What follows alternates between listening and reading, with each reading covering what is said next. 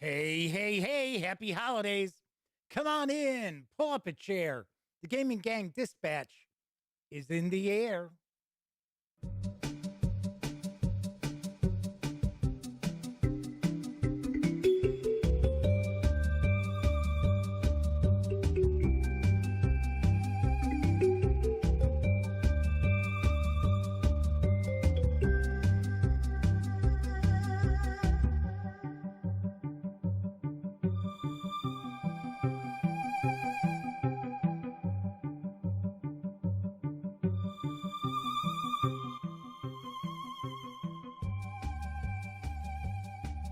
Howdy, howdy, howdy, gang.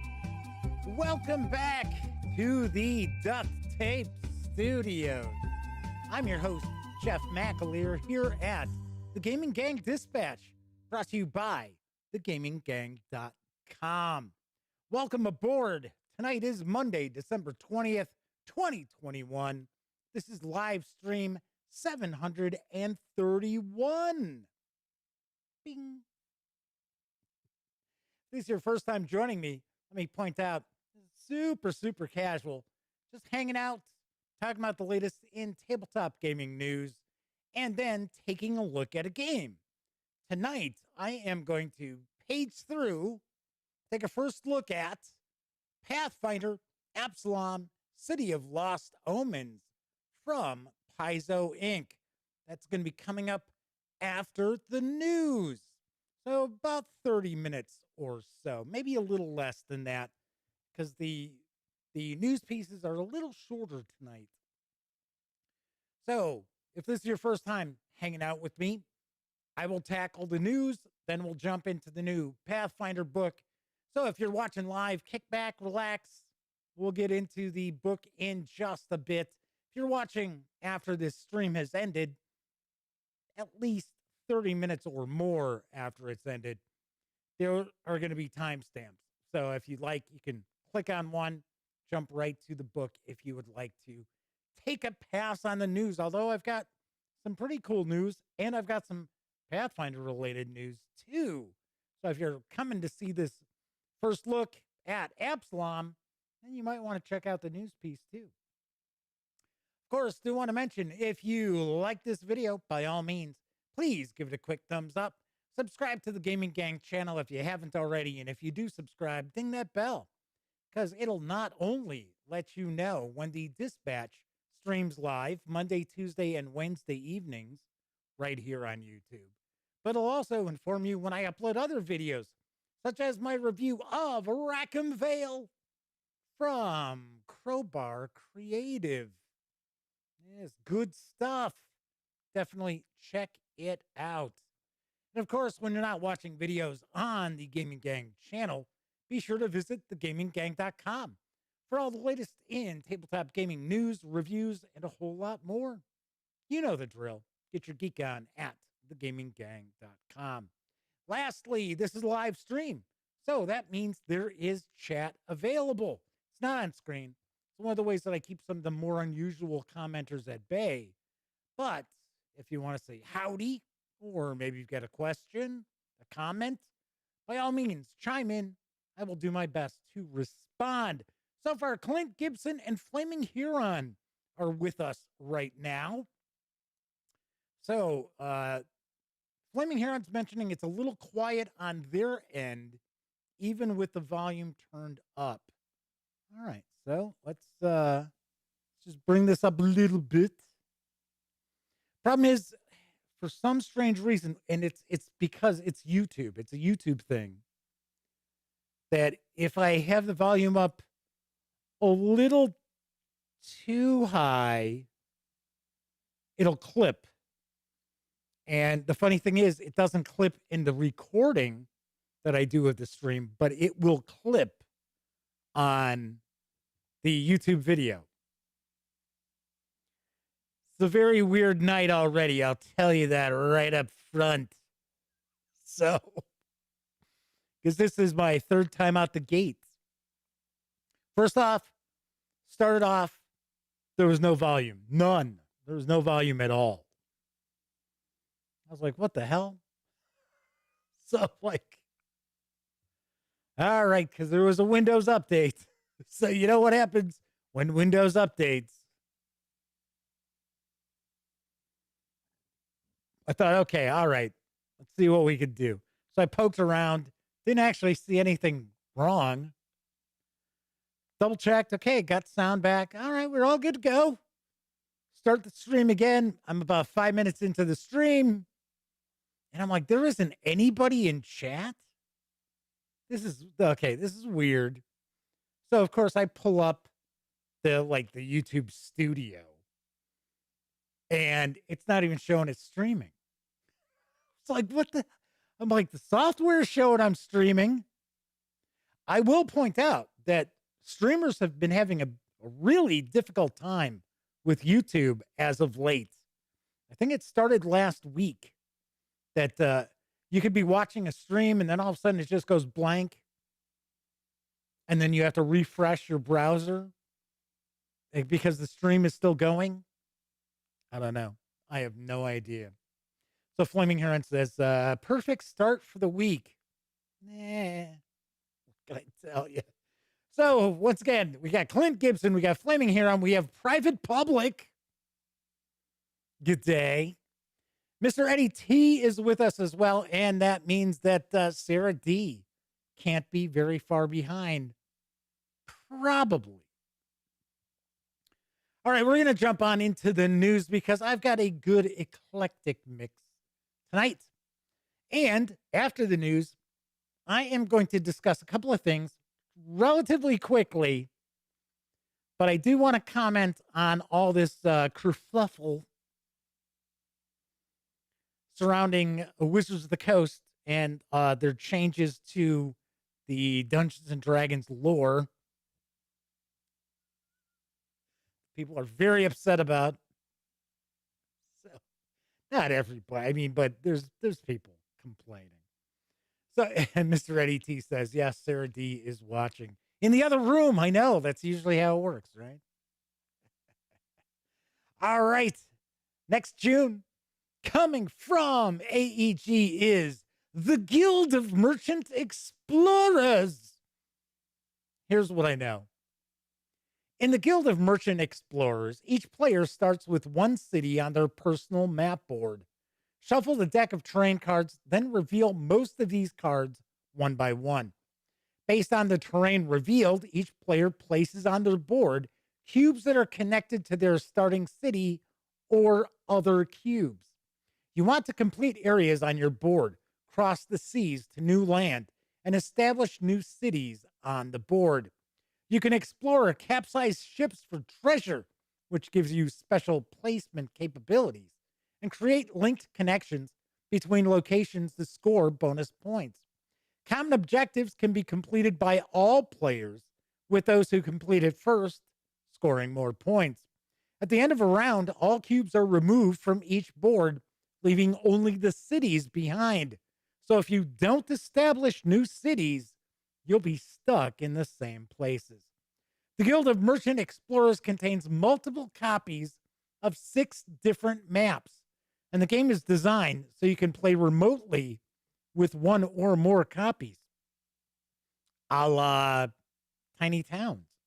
You could have 1,000 people playing Tiny Towns. So I do not have a player count. I do not have an age range. I do not have a play time. But I can tell you the Guild of Merchant Explorers is going to carry an MSRP of $49.99 when it arrives in late spring.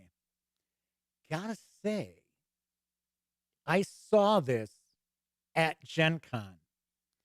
At my AEG meeting that I went to. In fact, the second image, that is from my video. Because there is almost nothing out there outside of the box cover and the image you're looking at right now to give you any idea of what this game is.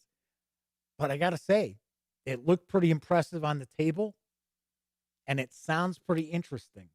So this is certainly a game that I will have my eyes peeled for. Omenal's joined us in chat.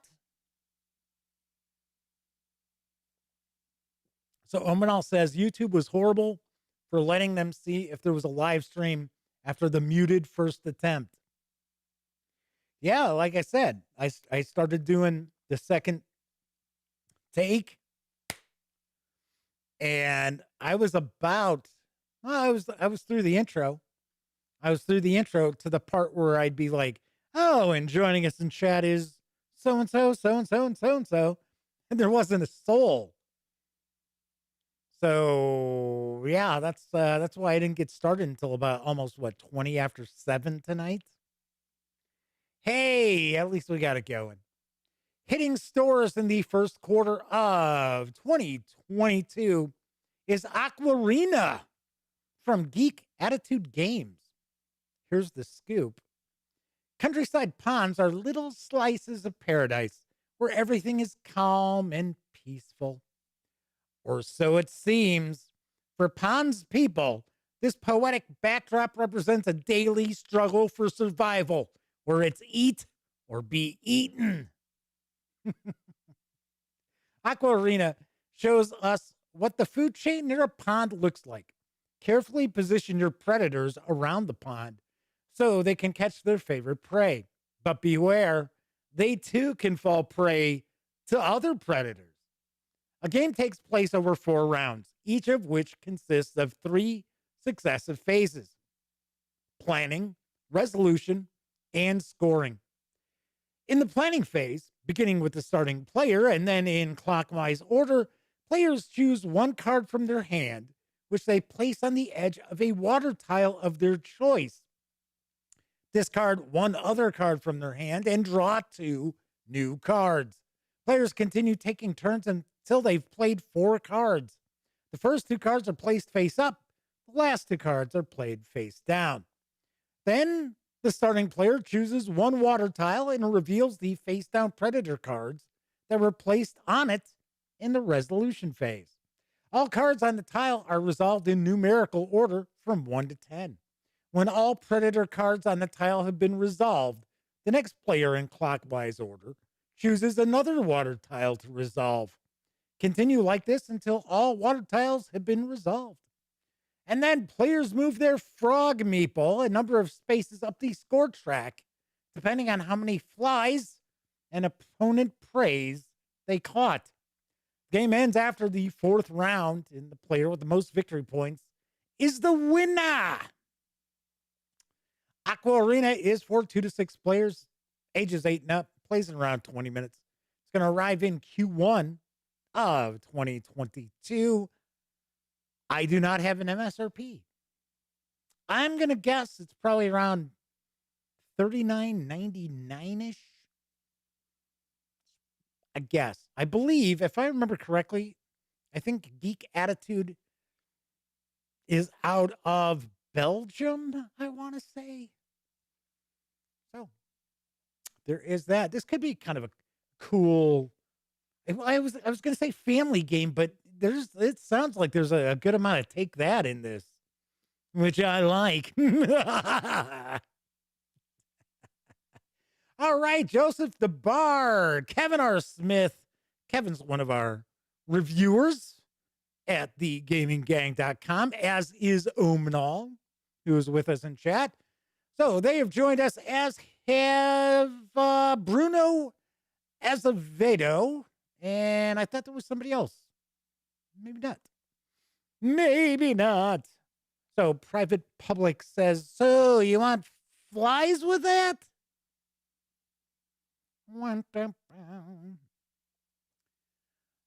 Available for pre-order from Beadle and Grimm's are the Pathfinder Character Chronicles. Here's the skinny. This is your character's story. Keep it proudly and create something that you can refer back to in your dotage long after your character met their tragic or heroically tragic end. The Complete Character Chronicle is a full-size journal that includes over 200 8.5 by 11-inch pages with a lay-flat binding, vegan leather cover, dry erase battle tracker that actually tucks into a pouch in the back cover, complete rules from the player's guide, and the advanced player's guide for your class and your class only, spells and feats for your class and your class only. The druid, cleric, fighter, rogue, and wizard are the classes that are available for pre-order. So we have part 1, beginnings. It includes a birth certificate that you create, 20 to 25 pages of character sheet to capture every part of your character when you start, thick paper to absorb all the changes in your character, and once again, it does have lay flat binding, so you could actually use the book. Then you have the rules, part 2. Every story needs rules. All the rules just for your class from the player's guide and advanced player's guide. Spells, feats, original Beadle and Grimm's content, everything you need to run your character from one book. Then we have part 3, the story from cradle to grave. Enough beautiful pages to record every triumph and disaster in your character's life. Fold out page to sketch out your keep, temple, hideout, what have you. And you started off with the birth certificate. Well, you're going to finish up with a death certificate because every good story needs an end. These chronicles are going to ship out in early 2022. The 5 separate classes are available as individual chronicles. They each will carry an MSRP of $40. And once again, they are available for pre-order. I got to say, this looks pretty nice. And I also have to say that the fine folks at Beadle and Grimm's reached out to me, and they are going to be sending, I'm not sure if they're sending one of each class for me to check out and share with you, or just a book, one of the chronicles. But we're going to get a chance to take a peek at this. There's also something else interesting about my contact with Beadle and Grimm's that I will talk about when we are looking at Absalom, City of Lost Omens, in just a few moments. So we're talking about Pathfinder. I guess, it's D20 day. So I guess maybe we should talk a little bit about Dungeons and Dragons, because since it's D20 day, there is a free 20-page Dragon of Icefire Peak adventure preview that's available for Dungeons and Dragons from Wizards of the Coast. It's available for download as a PDF. Here's the scoop. For D20 Day, we're pleased to offer further adventure material to help celebrate this holiday season. The following download contains a special preview version of material presented in the D&D Essentials Kit and is meant as a new group's first Dungeons & Dragons experience.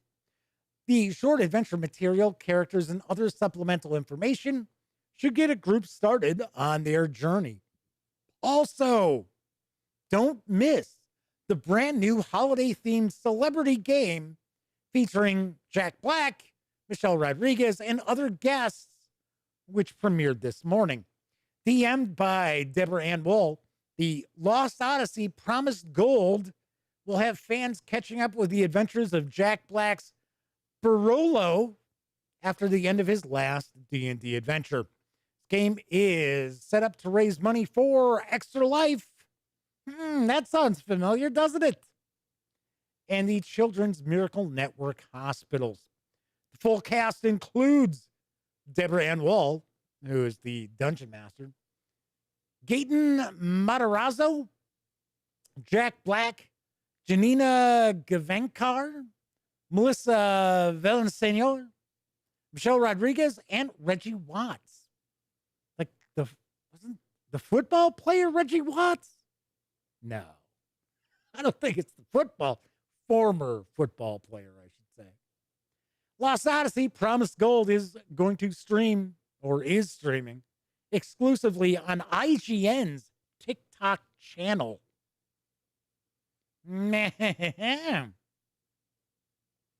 R. Smith's talking about what are the chronicles from Beadle and Grimm's. saying it would suck to get one of those for your character and then have them die in the first adventure. Funny thing is, first thing that I thought of was, well, you certainly wouldn't be using these for old school adventures or for, say, Dungeon Crawl Classics and a funnel adventure. 245 Trioxin has swung in, as well as Disavowed 92 are hanging out. So Bruno Azevedo says they're skeptical with the show. I'm assuming they're talking about the D&D stream, not this stream. I don't know whether to be skeptical about this. Maybe Jack Black makes it more interesting, though. I don't know. I don't myself. I personally do not watch live plays. I just don't. It's just not something that jumps out at me. Because half the time, well, more than half the time that I've seen them, I'm like, wow. And I'm not saying anything about Deborah Ann Woll, but usually when I watch an actual play, I'm like, ugh, God, that game master sucks. But I think every game master thinks that. And well, any dungeon master or game master with, experience under their belt sees other game masters, and most of the time they're like, yeah, that's not how I would run it. I will tell you one thing I'm surprised, though. I am very surprised they didn't release a new adventure. I had received a news piece about this. I want to say, I think it was Thursday or Friday. And they say, hey, it's going to be a new adventure, free to download for the holiday season. And I thought, oh, hey, cool. I didn't realize it was just going to be something from the Essentials kit. It's like, okay. I mean, although the Essentials kit is excellent, especially if you're, just getting started with D&D. And I think Dragon of Icespire Peak is a good adventure. I think the Lost Mines of Philandiver, whatever the hell it is. That Lost Mines one in the D&D starter set, I think is a better adventure. But I still think Dragon of Icespire Peak is pretty good. Moving right along, my final news piece. There is a new updated edition of the Traveler science fiction role-playing game core book, which has arrived in print and PDF from Mongoose Publishing. Here's the deets. This is Free Trader Beowulf calling anyone. Mayday! Mayday! We're under attack. Main drive is gone. Turret number 1 not responding. Mayday! Losing cabin pressure fast. Calling anyone. Please help. This is Free Trader Beowulf. Mayday! I have no idea why I was using that voice. Fully updated and revised. Traveler is a science fiction role-playing game of bold explorers and brave adventurers.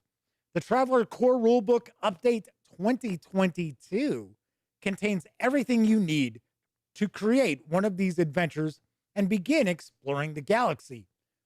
I guess the book has returned in time to come out now in 2021. Spaceports, ancient civilizations, air rafts, cold steel blades, laser carbines, far distant worlds, and exotic alien beasts. This is the futuristic universe of Traveler, the original and classic science fiction role-playing game. Come visit the far future. The Traveler Core Rulebook Update 2022 has been fully revised for this edition and contains many tweaks and rules updates, as well as brand new high-quality interior formatting with lashings of top-tier art to immerse you in the far future. The 264-page hardcover can be had for approximately $59.99, seeing that Mongoose is out of the UK. And you can get the PDF right now over at Drive-Thru RPG for $30, which I was a little surprised because that's a pretty fair price. And we know Mongoose is usually priced up. So that's worth noticing. I really like Traveler. I like what Mongoose has done with at least the core rules. I really do think that they have done right by Traveler, and they haven't gotten anything. They haven't gone off the deep end like a certain brand of Traveler has done, where it's kind of like, really, I just want to play a game here.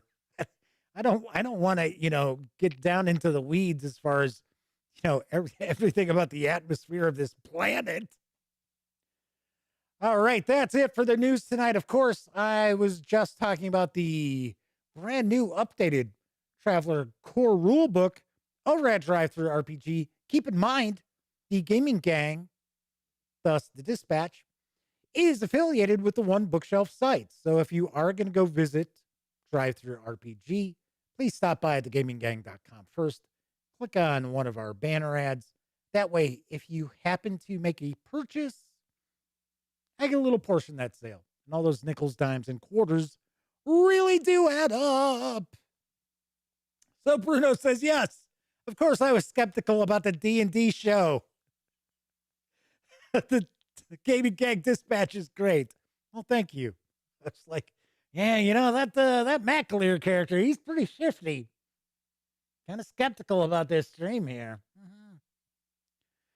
All right, so I wrapped up the auction. So I have sent emails out to the high bidders for the 50/50 holiday auction to benefit Extra Life. That's why I was like, oh, hey, doesn't that sound familiar? When I was doing the D&D news piece. So I have not totaled everything up yet, but I will tell everybody probably tomorrow how much was brought in for Extra Life. And I'm going to look into how I can make the donation and include like everybody's name in it. At least give people credit for being part of the auction. So yes. So there's some discussion about the Matthew Mercer effect.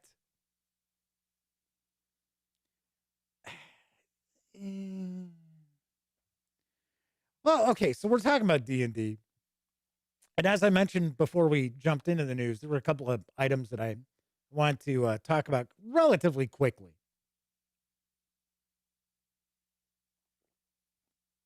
So if you aren't aware, Wizards of the Coast has been making, I don't want to say wholesale changes, but they have been making changes to the established lore for various different races. And there, of course, there's been discussion of which, okay, maybe I'm just old, right? But, there's the discussion where it's like, oh, well, orcs are inherently evil and orcs are supposed to represent dark-skinned folk in the real world.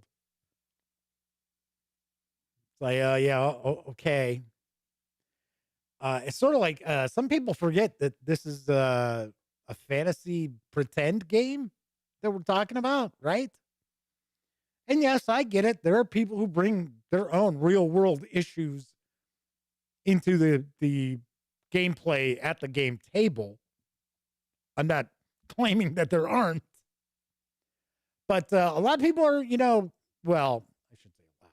It's Twitter, right? So Twitter thinks if 1,000 people tweet about something, it's like, oh, whoa, that's everybody must think this now. It's like, no, those 1,000 people who tweeted did.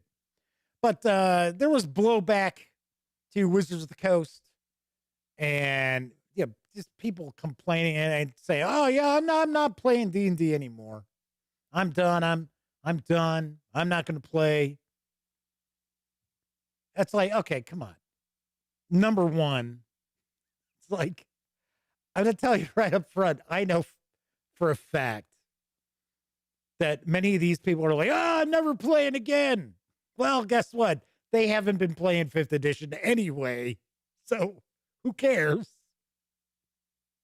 And it's just like when people are like, oh, I'm boycotting that company. I'm never buying anything from that company that I've never bought anything from before anyway. So there's that side of the equation.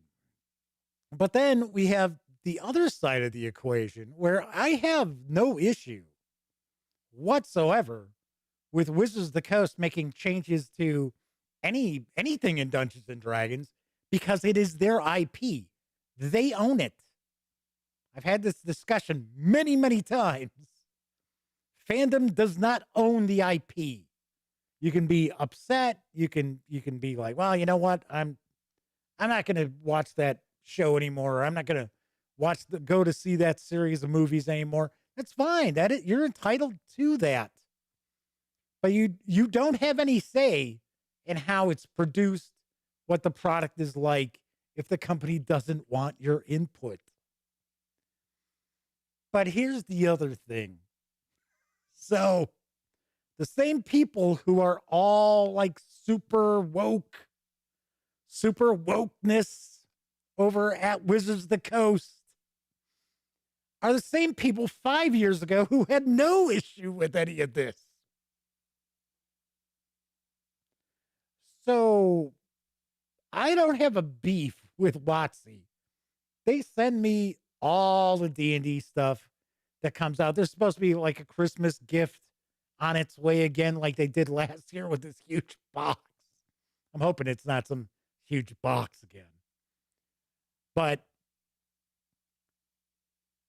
to me, it's a little bit of pandering and it's once again, it's these people who think there's this huge problem in the hobby that there really isn't a huge problem in the hobby. Are there people who sit around playing role-playing games in a very twisted, bizarre way? I'm not going to go any deeper than that. Of course there is. Of course. We know there are really socially retarded, and I'm saying that their social skills have been retarded, okay?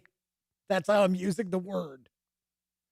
We understand there are a lot of people like that in the hobby.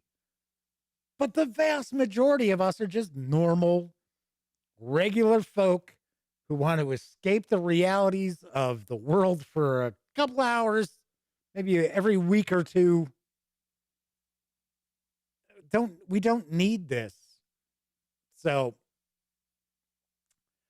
there is some discussion about, like Bruno says, it's funny how seriously some people take these games. I know. And once again, as Bruno points out, you can change or do whatever you want. Of course.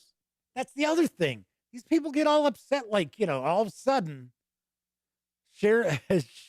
what is it? Shelley Mazanoble is going to be like banging on the door. You're running our game wrong. You're running the game wrong. No, it's ridiculous. But that also leads me into another thing that I want to try to tackle real quick. So, next month, I'm doing the old school for the New Year's celebration. So it's role-playing games that have an old school vibe. They don't necessarily have to be part of the OSR, but they're going to be games that have an old school vibe. So the gentleman behind Adventurer Conqueror King sent me a ton of stuff. I showed it off on one of the shows. I mean, it's a stack like this of books. So here's the issue. I run across some things politically about this person that are pretty cringeworthy, in my opinion, right? Remembering I'm left of center. And I know when I do an interview with this person and cover their games, there are going to be people who are going to be super pissed off at me. But here's the reason why I'm going to cover Adventurer Conqueror King or Axe and probably interview its creator. And that is because I am not a gatekeeper. This hobby is open to everybody.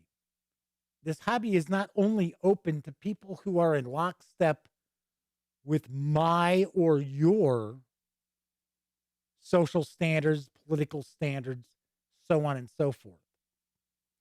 As long as somebody's not out there, producing hate speech and putting their name to it, then I'll do an interview with them and cover their product. But yeah, like I said, I'm kind of worried that people are going to be pissed. And it's not as if I'm giving somebody the thumbs up by doing an interview with them. So it is something that I will tackle. Actually, the week I'm going to cover Axe, which is probably going to be like the third week of January. So there you have it. So Joseph says, I play these games to escape this world. I do not want to bring Twitter into my games. As I point out, it's fantasy, and it's what it is. Flaming Heron says, you judge people on the products first and foremost, which they respect. Well, that's, like I said, I'm not a gatekeeper. And I know there are people out there who are, they're not people I would want to sit down at a gaming table or be friends with, who are part of our hobby. And they have every right to be part of this hobby as anyone else. So hopefully people won't be too pissed, because there are a lot of creators who are probably on the other spectrum of wokeness and things like that I have devoted interviews to and coverage to and things like that. So if I do that, then, I got to be fair. Not fair and balanced, but I have to be fair. All right. Enough about that. Let's jump on into taking a look at Pathfinder Absalom, City of Lost Omens from Paizo Inc. This book is written by Ali Bustian, John Compton, Jeremy Korf, Katina Davis, Vanessa Hoskins, James Jacobs, Virginia Jordan, Eric Mona. Who's that guy? Matt Morris, Lane Merciel, Dave Nelson, Samantha Phelan, Jessica Ridicop, Mikhail Rikun, Brian Richmond, David R. Ross, Simone D. Sally, Sharina Sharani, taking a guess, Abigail Slater, Chris Spivey, hey, who's that? Diego Valdez, and Skylar James Wall. Of course, I know I've mispronounced umpteen names there, and I do apologize for that. This 400-page guide is available in hardcover. It's coming next month, I believe, to stores. If you are a subscriber, a Pathfinder subscriber, I believe you may have already received it or are going to be receiving it. But I believe retailers are going to get this next month. Anyway, it's going to carry an MSRP of $54.99.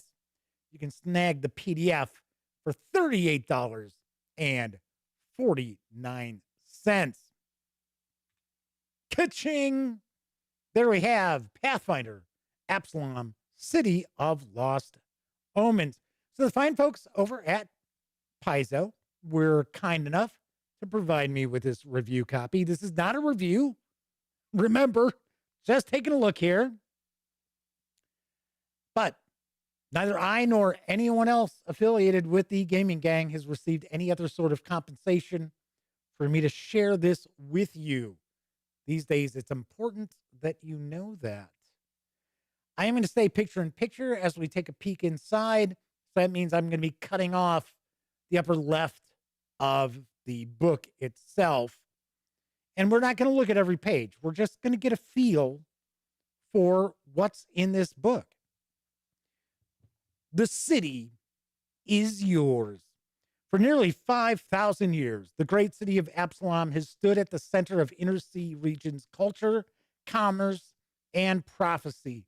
Now, after the death of its founder god Eridan, the disappearance of its Lord Mayor, and new attacks from some of its greatest foes, Absalom stands at the crossroads of a new and uncertain destiny.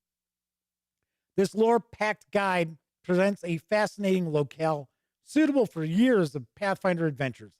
A huge poster map of the city, more than 250 locations, and 400 NPCs set the scene in unprecedented detail, beckoning your characters to walk upon streets paved with centuries of history.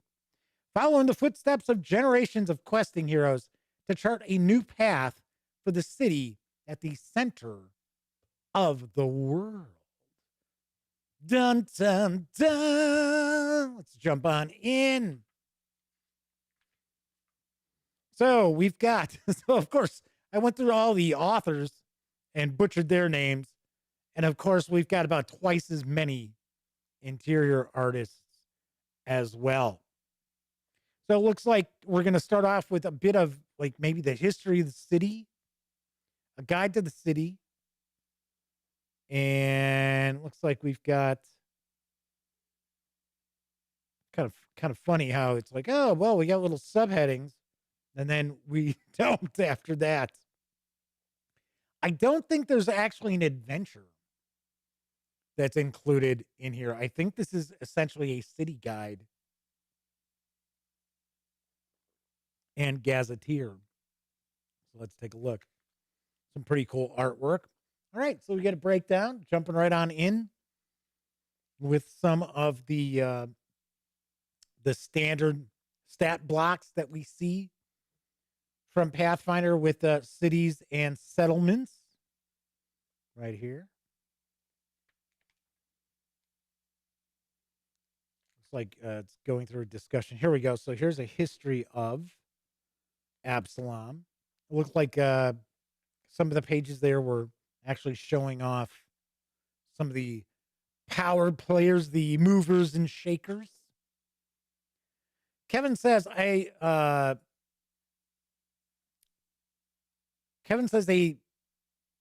pretty sure you get this book in the mail if you subscribe to the Lost Omens products.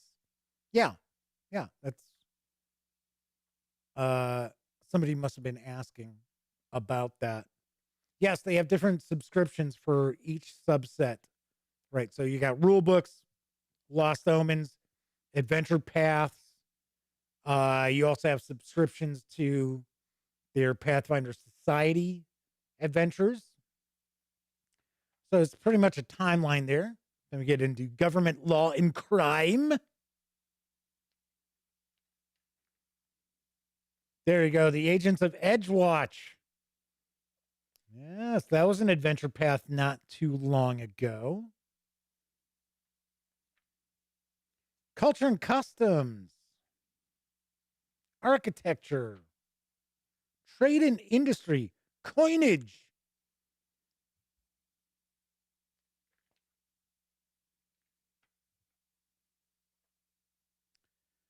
Some noble houses as well from the city.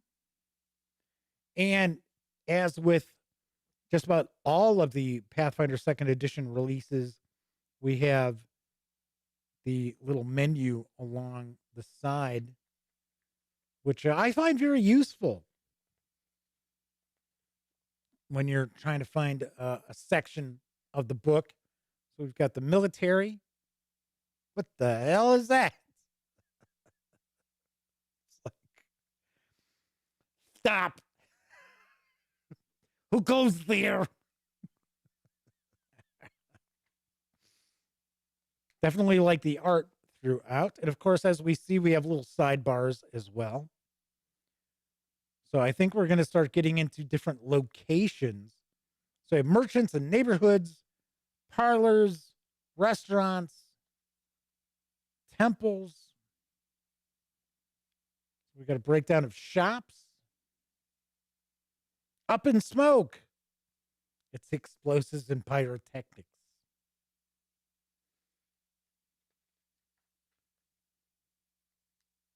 So we have the various different courts. Now, Agents of Edgewatch was an adventure path that took place effectively on the edge of Absalom in a district that had been destroyed and was being rebuilt. So I'm sure there'll be some discussion of that area as well. The Grand Dance Hall of Courthouse. Temple of Lost Coins. It's the Saucy Wench. Must be a tavern. So we've got the docks. The Devil's Own Shipyard. The Grog Pit.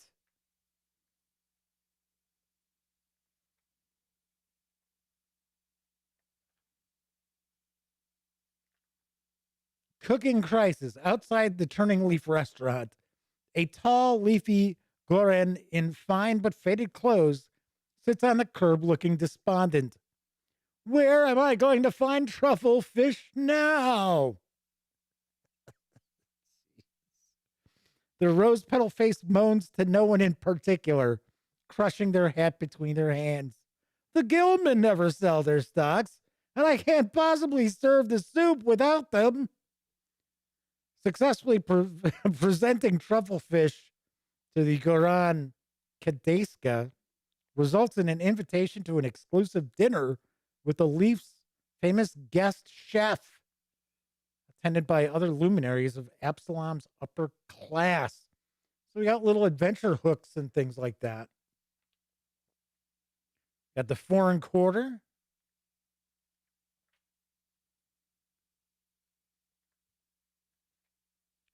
The Ivy District. English, Jeff. You're reading English. What's wrong with you? So it looks like each of these sidebars are just little encounters you can sprinkle in.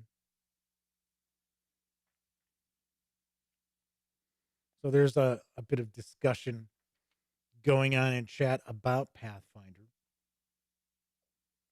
So we have the Petal District.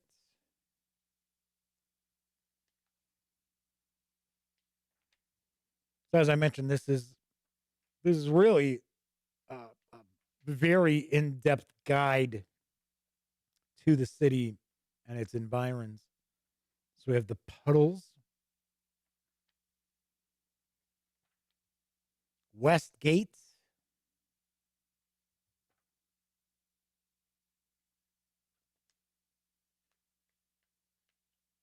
stolen statues during the night on Statue Street.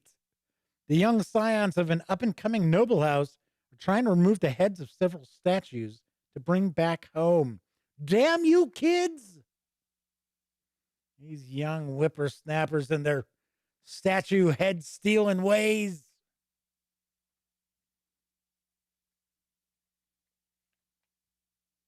Then we have the Wise Quarter.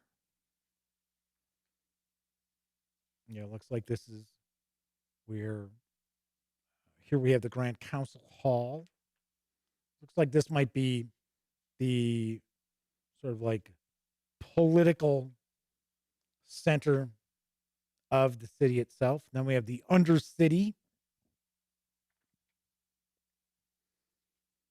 Ah, yes, there we go. Nice blue cobalt. I actually like the cobalt design that Pathfinder uses. I definitely dig the way their kobolds look. Omenal says babies work in COVID all hurt play experiences. Yeah, it is. That's, honestly, that's one of the reasons why I'm shifting the focus next month so much to role playing games. And that's because it's been so tough to get a lot of board gaming in, at least with role playing games, and that I can read an adventure in that and give you a review. You know, I can't read the rules to a board game and then give you a review. I know there are some people out there who do that, but that tain't me, Dooley. Right, so these are the walls, gates, and keeps. Then we've got the outskirts. Got some pretty cool maps.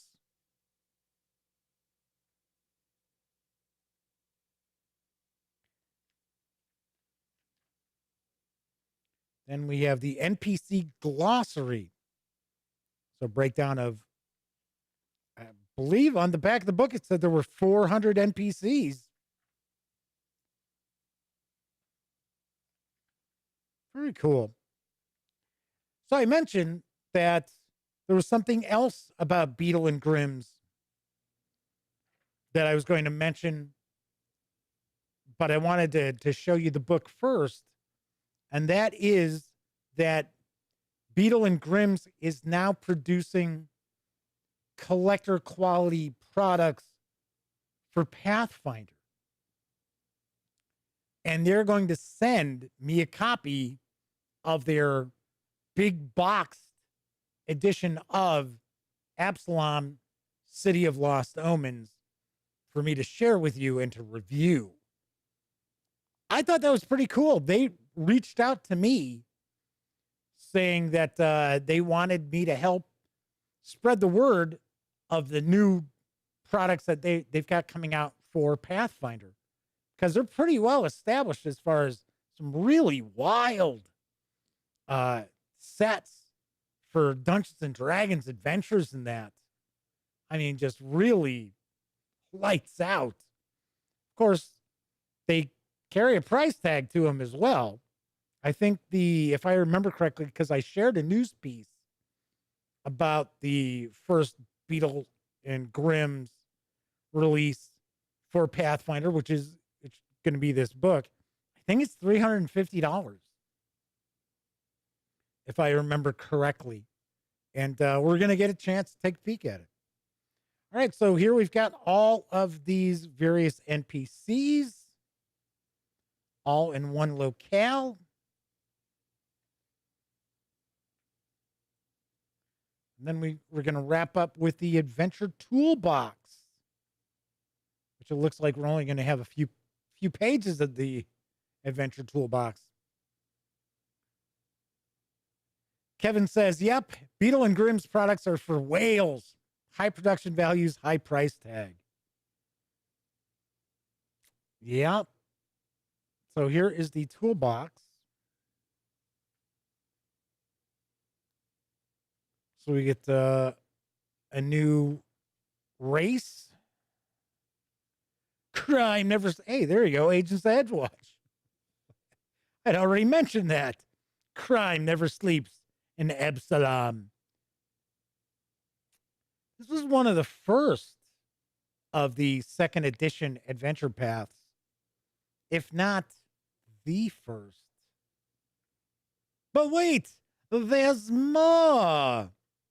So, yes, the Grand Bazaar for Lost Omens. All right, so that is Pathfinder Absalom, City of Lost Omens from Paizo Inc. I will have a review of this in the very near future. I also have Monsters of Myth, which we will take a look at once I get back from the holiday break. So let's swing on over to the other camera, because if it'll actually, there we go. I'm going to wrap up. Once again, this is arriving in stores, I believe, next month. I could be wrong. It could be out at your friendly local game store right now. But the distributors are indicating that this is not arriving in stores until next month. But the 400-page guide carries an MSRP of $54.99. The PDF will be $38.49, and that will be available on Wednesday. So that is coming very shortly as well. So what's happening the rest of the week? So on tomorrow's show, we are going to take a first look. We're going to unbox Valeria Card Kingdoms from Daily Magic Games. I also have a really big box. I think it's essentially like a big box for all of the expansions, and it might include an expansion as well. So we're going to take a peek at that also, and the playmat that Daily Magic Games were kind enough to send along as well. Then on Wargame Wednesday, we're going to take a look at Undaunted Reinforcements. This just arrived today. So last Wednesday, we took a look at Undaunted North Africa. Well, this is the big box expansion to Normandy and North Africa. So we will be taking a peek at this on Wednesday. And then I will be off for an entire week, which I usually will do. So there will not be any shows until the first week of January. And that's when we will be in the midst of our old school for the new year celebration. Now, just because I'm off doesn't mean there aren't going to be other videos that are going to pop up. Still going to be news pieces on the website as well. Just no live streams for that week. So there you have it. Omenal says the Beadle and Grimm's Chronicles are $40, which doesn't seem that bad for a hardback if it's Smithsonian. Yeah, I was going to say, those look like pretty cool books. But yes, it would be funny if you're like, oh, yeah, so I got my Wizard Chronicle here. Oh, yes, I'm all ready with Roganon the Wizard.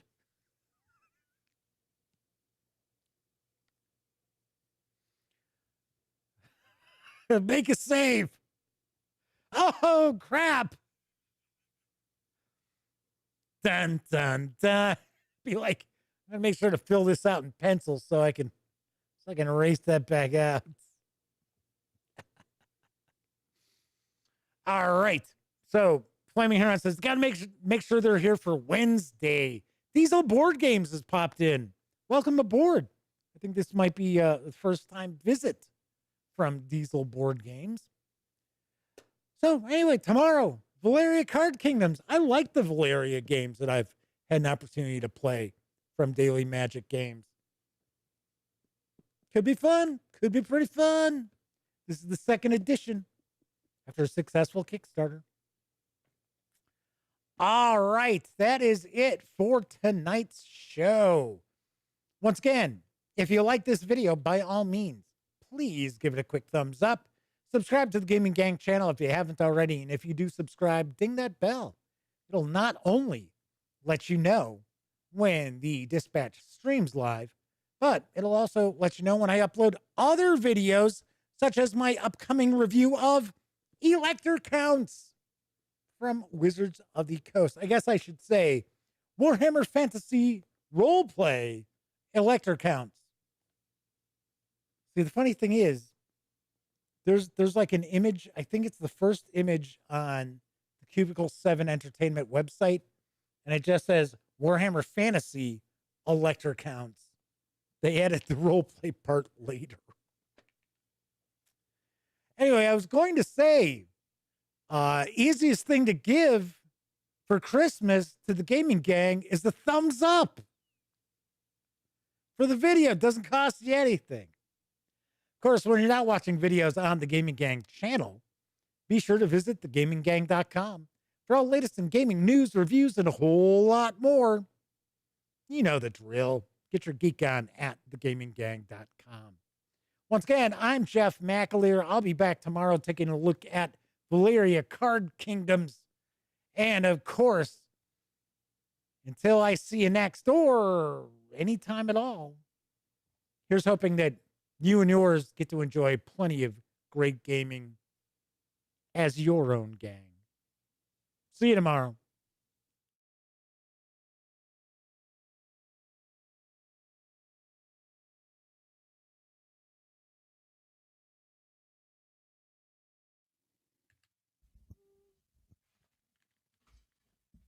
Oh, you're still here. Well, while you're kicking it, how about subscribing to the Gaming Gang channel? Or seeing the latest episode of the Gaming Gang Dispatch? Or finding out what YouTube recommends you check out here at my channel? And of course, don't forget, get your geek on at thegaminggang.com.